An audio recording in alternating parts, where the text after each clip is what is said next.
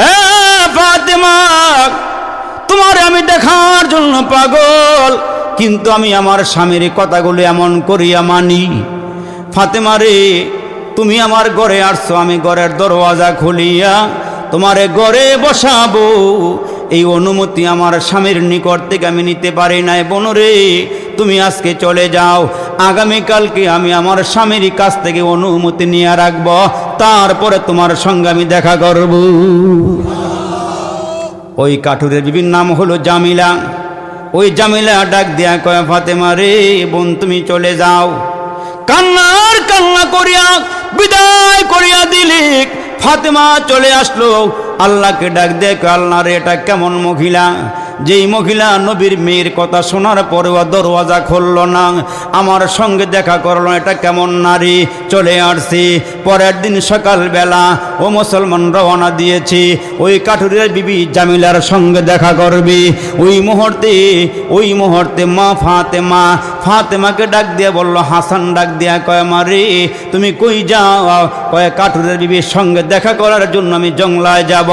ওই মুহূর্তে হযরতে হাসান ডাক দিয়া কয়, মা রে তোমার সঙ্গে আমার একটু নিয়ে যাও, আমাকে না নিয়ে গেলে তুমি যাইতে পারবা না, আমাকে তুমি নিয়ে যাইতে হবে। ছোট্ট হাসানকে সঙ্গে নিয়া নবী কন্যা ফাতেমা কাঠুরের বিবির সামনে চলে গেলে। হযরতে হাসান মাকে মা বলিয়া ডাক দিলে, আর ওই মুহূর্তে ফাতেমা কাঠুরের বিবির ঘরের সামনে গিয়ে আওয়াজ দিয়া বলে, বোনরে আমি ফাতেমা তোমার সঙ্গে দেখা করতে আসছি, এরে বোন করে দরওয়াজা খুলিয়া দাও, তোমার সঙ্গে আমি একটু দেখা করি। ভিতর থেকে জামিলা কাঠুরের স্ত্রী ডাক দেয়া কয়, ফাতেমা রে ঘরের দরওয়াজায় দাঁড়াইছ, কিন্তু তোমার সাথে মনে হয় কোনো একজন বাচ্চা আছে, যেই বাচ্চার আওয়াজটা আমার কানের ভিতরে ঢুকছে, এই বাচ্চা কে? কয়, আমার বাচ্চা হাসান। কয়, ফাতেমা রে স্বামীর নিকট থেকে শুধুমাত্র কেবলমাত্র তোমার সঙ্গে দেখা করার অনুমতি নিয়েছি, তোমার বাচ্চা হাসান সঙ্গে করে নিয়ে আসবা, এই অনুমতি আমি স্বামীর নিকট থেকে নেই নাই। যাও বোন, তুমি চলে যাও, তোমার সঙ্গে আমি দেখা করতে পারবো না, যাও আজকে চলে যাও। তুমি যে হাসানকে নিয়ে আসছো, আগামীকালকে আমার স্বামীর সঙ্গে রাতের বেলা আমি আলোচনা করব, আমি হাসানের পারমিশন নিয়ে রাখব, তারপরে তুমি হাসানকে নিয়ে আইসো। পরের দিন ফাতেমা কাঠুরিয়ার স্ত্রীর সঙ্গে জামিলার সঙ্গে দেখা করতে রওনা দিলে। এ মুসলমান ভাইরা, হোসাইন মাকে ডাক দিয়া কয়, মারি তুমি কই রওনা দিয়েছ?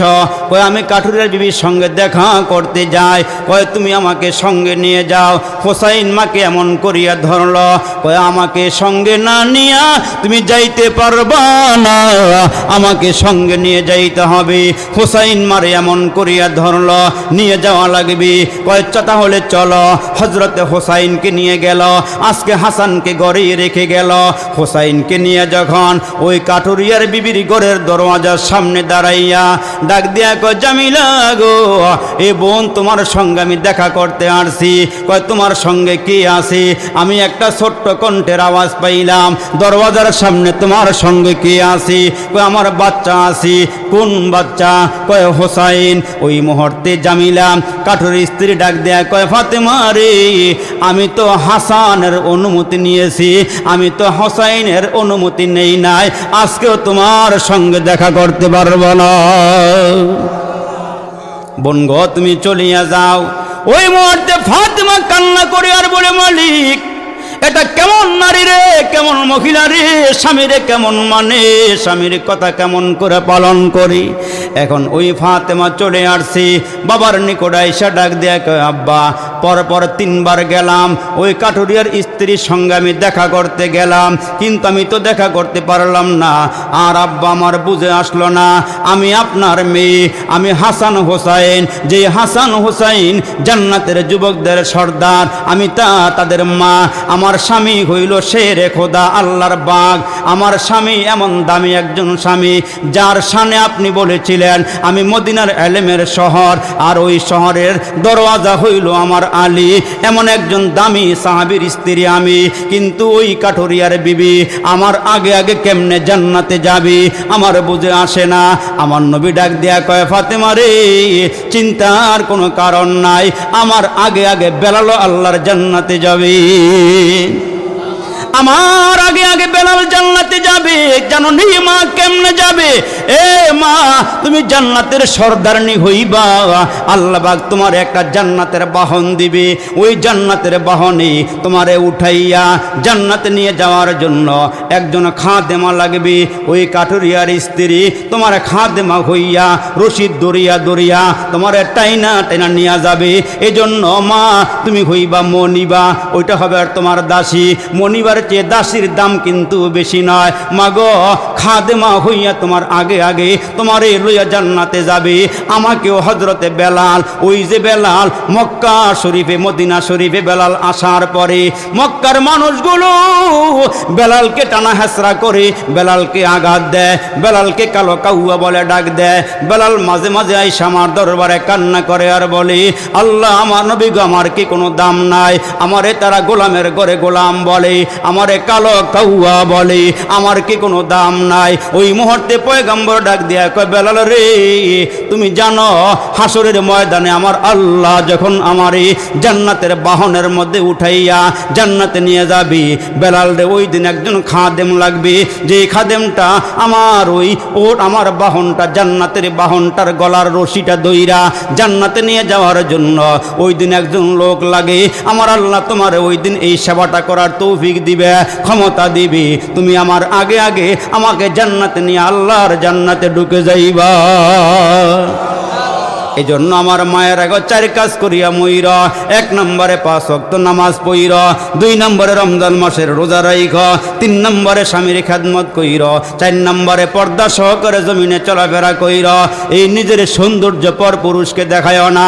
যেমন আমার নবী মেরাজে গিয়া মহিলারা যারা বেপর্দায় চলাফেরা করে, যারা স্বামীর খেদমত করে না, নিজের সৌন্দর্য পর পুরুষের সামনে প্রকাশ করিয়া দেয়, এদের শাস্তিগুলো আল্লাহর নবী জাহান্নামের মধ্যে দেখা আইসা দুনিয়ার জমিনে কান্না করে আর বলে, এ মায়েরা গো, এ মায়েরা, তোমরা আল্লাহর হুকুম পালন করিও, আল্লাহরে ডরাইও, আল্লাহরে ভয় পাইও, তাইলে গো মায়েরা তোমরা হাসরের ময়দানে নাজাত পাইবা। আর না হয় আমি যে জাহান্নামের আযাব দেখে আসছি, ওই জাহান্নামের আগুন তোমাদেরকে জ্বলতে হবে। এই জন্য আমার মায়েরা গো, দুনিয়াটা রং তামসার জায়গা না। আর না হয় তুমি একটু খেয়াল করে করে দেখো, ওই যে রাবিয়ার মতো মহিলা, আসিয়ার মতো মহিলা, মাসেতার মতো মহিলা যারা দুনিয়ার থেকে বিদায় হয়ে গেছে, মাসেতার মতো একজন মহিলা যার সামনে ফেরাউনের বাহিনীরা তার দুধের বাচ্চাকে নিয়ে মুসলমান তৈলের মধ্যে ফালাইছে, মুসলমান ভাইরা আরেকটা বাচ্চাকে নিয়েও মুসলমান ভাইরা আমার শেষ করে দিছে। মাসেতা 2 বাচ্চা বিদায় হয়ে গেছে, বিদায় করিয়া দিছে, আল্লাহর নামে সফর্দ করে দিছে, তারপর ইমানটা দেয় নাই।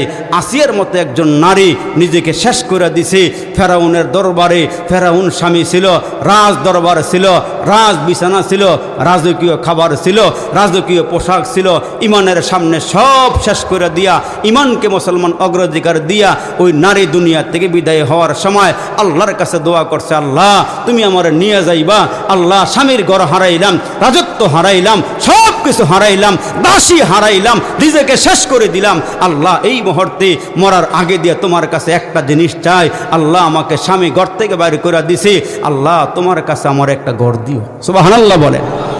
স্বামী ঘরের থেকে বিদায় করে দিছে, আল্লাহ তুমি জান্নাতে একটা ঘর দিও। আমার আল্লাহ ডাক দিয়ে কে ফেরেশতারা রে, আমার এই বান্দিটারে আমি যে জান্নাত দিব, এই মরার আগে আগে জান্নাতরা তার সামনে তুলিয়া ধর। জান্নাতে যেই ঘরটা আমি আসিয়ারে দিব, এই আসিয়ার সামনে জান্নাতের ঘরটা তুলিয়া ধর। যখন আসিয়ার সামনে জান্নাতের ঘর তুলিয়া ধরছে, আর ওই আসিয়াকে নিয়ে যখন গরম তৈলের মধ্যে ফালাইছে, ছাকা পিঠার মতন একবার নিচে যায়, আবার ওপরের দিকে উঠে, আসিয়ার জন্য ওই মুহূর্তে আল্লাহ পাক রব্বুল আলামিন ওই ফেরাউনের গরম তৈলটাকে ফুলের বাগান বানাইয়া দিছে। অপলক দৃষ্টিতে জান্নাতের দিকে তাকায়া আছে, এদিক দিয়ে মালাকুল মউত তার রুহুটা বের করে নিয়ে গেছে। সুবহানাল্লাহ বলেন। এরা দামি মহিলা হয়ে গেছে। এই জন্য তো আমার নবী খাদিজার ইন্তেকালের সময় বলে, খাদিজা জান্নাতে দুইজন আমার বিবি আছে, এদেরকে আমার সালামটা দিও। খাদিজা কয়, নবী আমার আগে তো আপনার কোনো স্ত্রী নাই, তার কাছে সালাম দিতাম। কয়, আসিয়ারে আমার সালাম দিও, আর ঈসা আলাইহিস সালামের মা মরিয়মকে আমার সালামটা দিও, এদের সঙ্গে আমার জান্নাতে আল্লাহ বিয়া পড়াইবেন। বলেন না জোরে সুবহানাল্লাহ। এদের সঙ্গে জান্নাতে আমার বিয়ে হবে। তার কারণ এরা ইসলামের জন্যে, এরা কোরআনের জন্য, এ মুসলমান এরা ইমান দেয় নাই, জীবন দিয়া দিছে। আসিয়ার মতো মহিলায় বলছিল, ফেরাউনের বাহিনী রে, আমারে হুমকি ধমকি মারো, আমারে ডর দেখাও, ভয় দেখাও, আমার প্রত্যেকটা পশমের গোড়ায় গোড়ায় যদি একটা করে জীবন হইতো, তাহলে সবগুলো জীবন দিয়া দিতাম, তারপর আমি ইমান দিতাম না, তারপর ইমান দিতাম না। আবু বকর সিদ্দিক বেলালকে দেইখা নিজে কাঁদে আর বলে, বেলাল তুমি রাস্তার কিনারায় হাত পা বাঁধা অবস্থায় পড়ে আসো, আর আহাত আহাত জোরে জোরে কইতেছ, তুমি তো আমার দলের লোক, তুমি আমার পার্টির লোক, তোমার নবী যিনি আমার নবীও তিনি। ভাইরে আস্তে আস্তে বললে হয় না? আমার আল্লাহ তো আসতে বললো, শোনে আহাত আহাত বলো, তুমি বুঝাইতেছ আল্লাহ এক। ঠিক আছে ভাই, তুমি জোরে আওয়াজ দিয়ে বললেই তোমারে পিটায়, এরা মারে। আবু বকর সিদ্দিকের কানের কাছে বেলাল মুখটা বাড়াইয়া দিয়ে কয়, ঠিক আছে আগামীকালকের থেকে আল্লাহর নামটা আহাদরা আসতেই নিব, জোরে আর নিব না। কিন্তু ইমানের পাওয়ার তো সর্ব অঙ্গ দিয়ে বাইরে হইতেছে, সুবহানাল্লাহ বলেন। ইমানের নূর প্রত্যেকটা অঙ্গ দিয়ে দাউ দাউ করে বের হইতেছে। পরের দিন আবু বকর সিদ্দিক গিয়ে দেখে আজকে বেলালের অবস্থা খারাপ। কি বেলাল, তুমি যে আগের মতোই শুরু করছো? কয়, হুজুর ঠিক আছে আগামীকালকের থেকে আর বলবো না। তৃতীয় দিন গিয়া দেখে বেলাল জোরে জোরে আহাত কয়, আর কাফেররা মারতেছে, পুরা দেহটা মুসলমান ছিন্ন ভিন্ন করে ফেলাইছে এই আহাত আহাত বলার কারণে। আবু বকর বলল, ভাই তোমার না বললাম তুমি আস্তে আস্তে কইও, জোরে বইল না। বেলাল ডাক দিয়া কয়, আসল কথা কইতাম নি। সুবহানাল্লাহ কোন আসল রহস্যটা বলবো নি? কয় বলো। কয়, আমি যখন জোরে জোরে আহাত আহাত বলি, আর কাফেররা যখন চাবুক দিয়ে আমারে পিটায়, এই যে আমি আহাত আহাত বলি, এরা যে মারে পিটায়, জোরে জোরে আহাত আহাত বলার কারণে আমি টেরও পাই না। সুবহানাল্লাহ কোন না জোরে? আমি টেরও পাই না। আরে বেলাল তো ঠোঁট মোড়া, দাঁতের ফিনিশিং বালা না, চেহারা বালা না। উনি মুসলমান আসছে হাফসার থেকে আইসা কালমা গ্রহণ কইরা নবীজির মুয়াজ্জিন হইছে। কয়, আশহাদু কইতারা না, আশহাদু আশহাদু বাইরে, মুখে জড়তা বাইরে না। কাফেররা নবীজির কাছে গিয়ে কয়, মোহাম্মদ একটা মুয়াজ্জিন যে বানাইছে না, ঠিক মতো আজানটাও দিবার পারে না, আশহাদু বলতে না, আসাদু আসাদু বলে। নবীজি কথাটা শোনার পরে কয়, এখন কি করা যায়? মুয়াজ্জিনের পথ থেকে তারে বহিষ্কার করে ফজরের আজান আর দিও না। নবীজি কারণ? কয়, মক্কার কাফেররা তোমার নিয়ে ঠাট্টা করে, তুমি নাকি আশহাদু বলতে পারো না। এখন নবীজির কাছ যখন কথাটা শুনছে যে মুয়াজ্জিনের পথ নাই, তখন সবাই গেছে ঘরে, বেলাল যায় নাই। মসজিদের কোনার মধ্যে বসে বসে কান্দে আর আল্লাহ সবাই ছাড়লো, তুমি আমার ছাড়তারো না। জোরে কর না সুবহানাল্লাহ। আল্লাহ সবাই বাদ দিল, তুমি আমার বাদ দিতে পারো না। আল্লাহ আজান তো দেই তোমার লেগে, আল্লাহ আজান দেই তোমার জন্য, আল্লাহু আকবার আওয়াজটা দেই, তুমি বড়, এই কথাটা আমি বলি। আল্লাহ তুমি যদি আমার না বলাও কিছু করার নাই, কিন্তু মনে বড় আফসোস। আল্লাহ আমি চাইছিলাম যে মুয়াজ্জিনের পদরা বহাল থাকুক। বেলালটা নামাই দিছে, ফজরের আজান দিয়ে দিছে, চমৎকার আজান, সুমধুর কণ্ঠে। নবীজি সুন্নত পড়ছে, সাহাবীরা সুন্নত পড়ে বসে রয়েছে। নামাজের ওয়াক্ত হইলে ফজরের নামাজ শুরু হবে। আল্লাহর কি মর্জি, আজানের আওয়াজ তো উপরে যায় না, আর ফর্সাও হয় না। মুসলমান অনেক সময় হয়ে গেলে নবী কয়, কিরে এখনো কি ফর্সা হইতো না, নামাজ কি পড়তাম না? জিবরাইল এসে ডাক দিয়ে কয়, হুজুর অনেক টাইম হয়, বেলাল কেন আজান দেয় না? অসুস্থ বেলাল? কয় না সুস্থ। আজান দেয় না কেন? কয় মুয়াজ্জিনের পথ থেকে বহিষ্কার করা হয়েছে। কয় আল্লাহ তারে বহিষ্কার করে নাই। বলেন না জোরে সুবহানাল্লাহ। কয় আল্লাহ তারে বহিষ্কার করে নাই, আজান দিবার কোন, আজান না দিলে ফর্সা হইব না, আজান না দিলে ফর্সা হইব না। আরে যেমন ইমাম তেমন মুয়াজ্জিন। আমার নবীর মুয়াজ্জিন বেলাল রমজান মাসে নবীজি হজরতে আলীকে নিয়ে সেহরি খাইতেছে। আমার প্রায় কথা শেষের দিকে চলে আসছে। সেহরি খাইতেছে, এই রমজান সামনে আসতেছে। দেখবেন এই রমজান মাস আসলে অনেকের গ্যাস্ট্রিক শুরু হইব, এই গ্যাস্ট্রিকেতে আলসার শুরু হইব, ঠিক কিনাও? যেমন গাফাসা হুজুর একটা ওয়াজ করছিল যে এক এলাকার মানুষ বলে রোজা রাখে না, দিনের বেলা খুব খায়। তো হুজুরে বলল রমজান আসলেই রোজা ফরজ, ঠিক নিও কথা কইন, রমজান আসলেই রোজা ফরজ। তো হুজুরে ওয়াজ করতে করতে একবারে পুরা মজমা ওয়াজ টজ দিয়ে গেছে রমজান আসলেই রোজা ফরজ। এখন এলাকার লোকেরা মিটিং দিছে যে রমজান আসলে বলে রোজা ফরজ, দেখমু রমজানটা কোন দিক দেয়, বুঝেন নাই মনে হয়, দেখমু রমজানটা কোন দিক দিয়ে আসে। এই গর্দবগুলো বলদগুলো মিটিং কইরা জায়গায় জায়গায় লোক ফিটিং করে রাখছে রমজান কোন দিক দেয়, রমজান আসলে রোজা ফরজ, যেন রমজান এই গ্রামে ঢুকতে না পারে। কয়েকদিন পরে ফজরের আজানের আগে দক্ষিণ এলাকা দিয়ে এক লোক দুইটা বলদ লইয়া নাঙ্গল জোয়ালটা কান্দে লইয়া হাল্লা বাজনটা লগে লইয়া হাল চাষ করার জন্য আসতেছে। এই লোকেরা দৌড়ে গিয়া বলে, এই তুমি কে? আমি রমজান। কি কইছে? এই লোকেরাকে বহুত দিন পরে পাইছি, এত কষ্ট রাত জেগা জেগা তোমার খোঁজ দাসি। এই রমজান রে মারে না, রমজানের গরু বলদ যা সব মাইরা ফিনিশ করে লাইছে। রমজানও নাই রোজাও নাই, রমজানও নাই রোজাও নাই, এই রমজান রে বিদায় করে দিছে।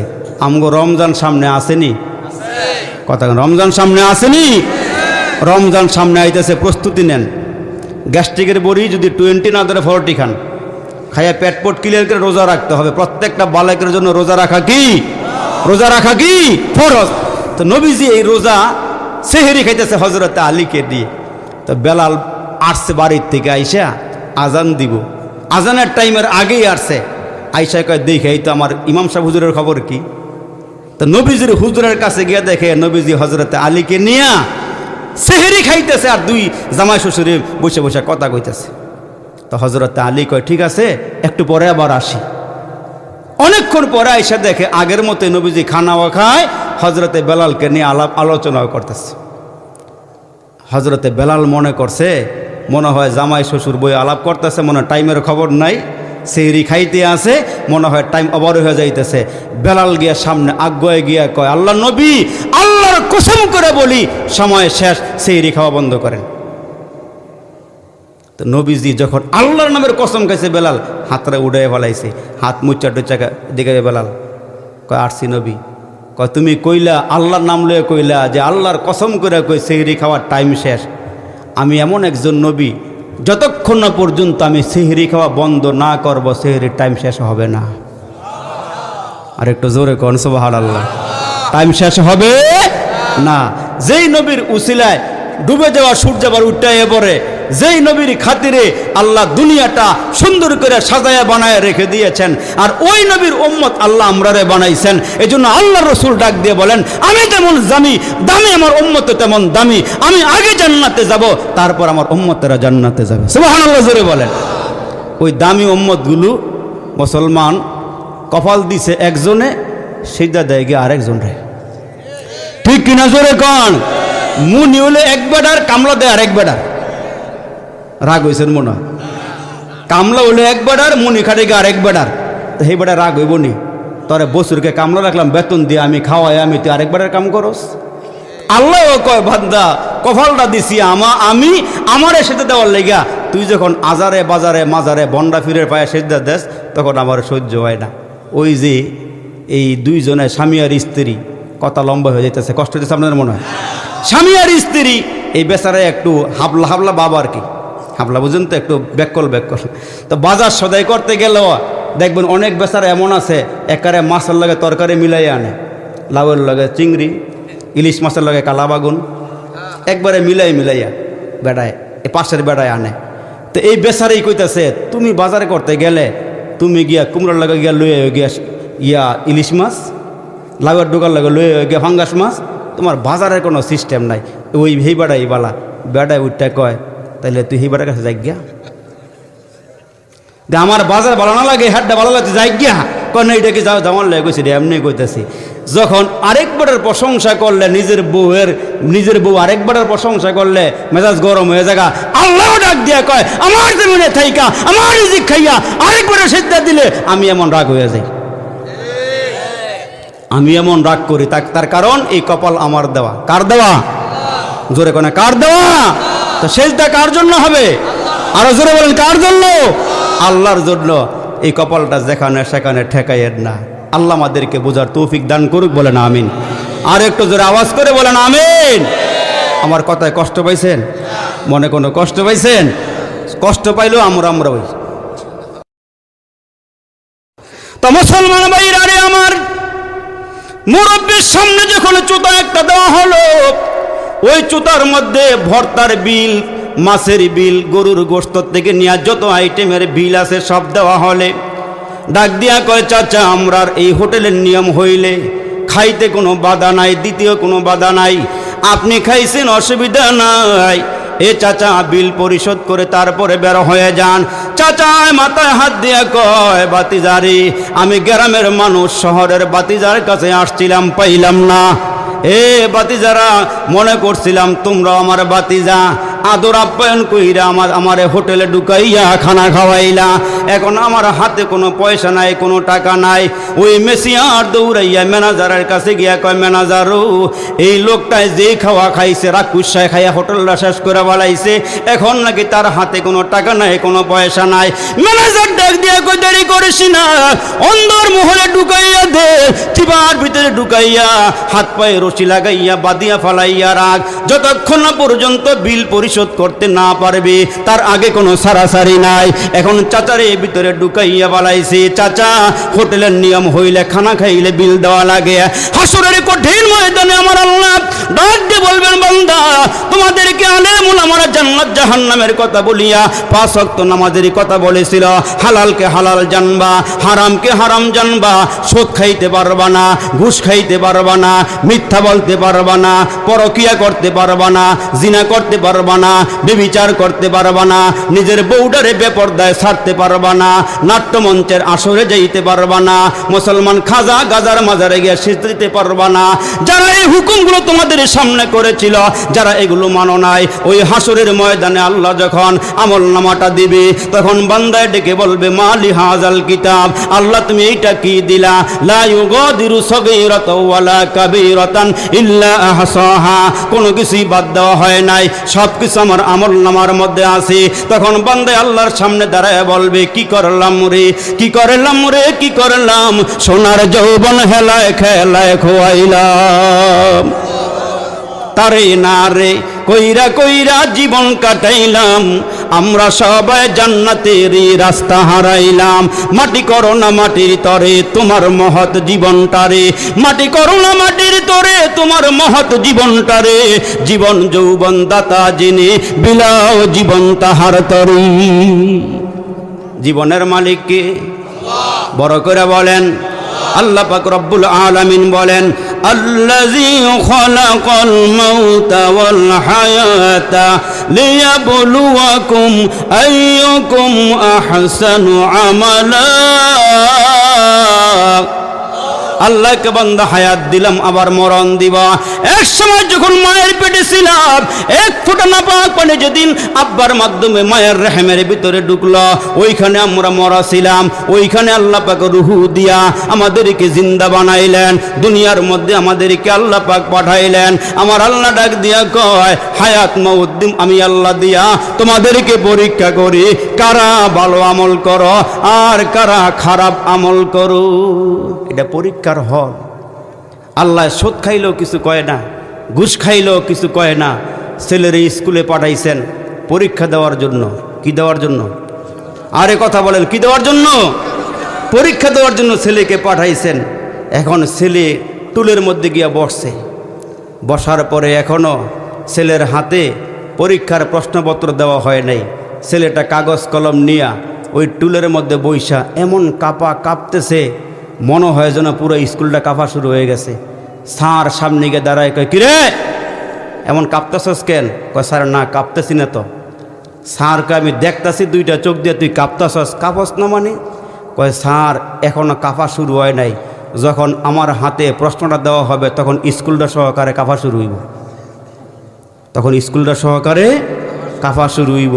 আমগো কাপ দেয় এখনও শুরু হয় না। কাফার দেখছেন কি? যেদিন এটা দিয়ে আত্ম দেওয়া হইব তখন এমন কাফা শুরু হইব, তখন বান্দা পুরা হাসরের ময়দানে আব্বারে তালাশ করব, মারে তালাশ করব, ভাইরে তালাশ করব, বোনকে তালাশ করব।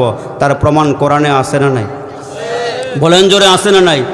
ইয়াউমা ইয়াফিরুল মারউ মিন আখিহি ওয়া উম্মিহি ওয়া আবিহি ওয়া সাহিবাতিহি ওয়া বানিহি।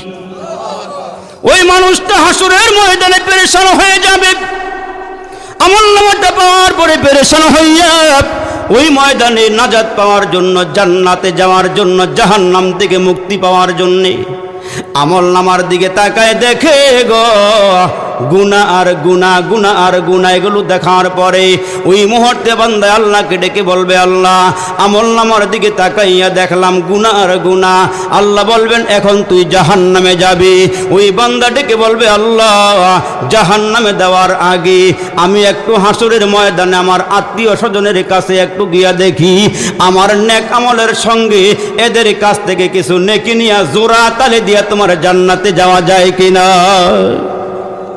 দুনিয়াতে ঠেকায় পড়ে গেলে আব্বাকে ফোন দিলে, মাকে ফোন দিলে, ভাইকে ফোন দিলে হয়তো সলিউশন হয়, কিছু একটা হইলেও হয়, দয়া হইয়া অনুগ্রহ করে হয়তো আপনার ওই সমস্যার সমাধান করার চেষ্টা করে।